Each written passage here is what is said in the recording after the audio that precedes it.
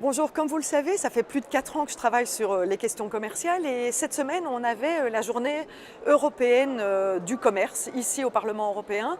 Et encore une fois, j'ai eu l'occasion de me confronter à la commissaire Madame Malmström en lui posant simplement une question qui lui demandait de faire le lien entre les accords commerciaux tels qu'elle les prône aujourd'hui et les enjeux climatiques. En quoi ces accords commerciaux sont-ils bons pour la planète? En quoi ces accords commerciaux revoient les modes de production, par exemple agricoles? En quoi ils revoient les pêches intensives? En quoi ils protègent les droits sociaux des travailleurs partout dans le monde? Eh bien, la simple réponse de Madame la commissaire était: j'en ai marre de vos questions et je n'ai pas envie d'y répondre.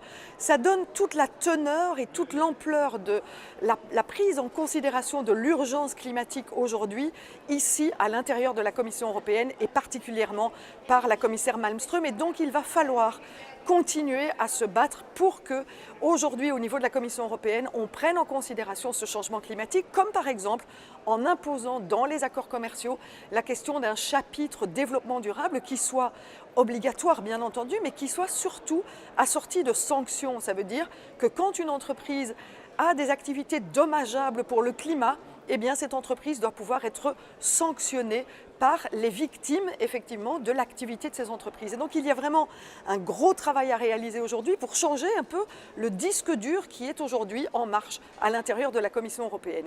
Et pour faire le lien avec ça, nous avons aussi à l'intérieur du Parlement cette semaine, la semaine des droits humains.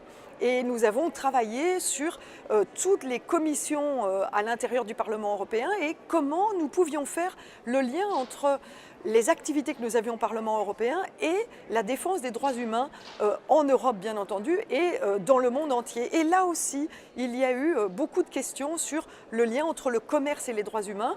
Et nous prônons, par exemple, au groupe socialiste et démocrate, la signature d'un traité international sur la responsabilité internationale des multinationales en ce qui concerne le respect des êtres humains et le respect du climat et de la biodiversité, par exemple.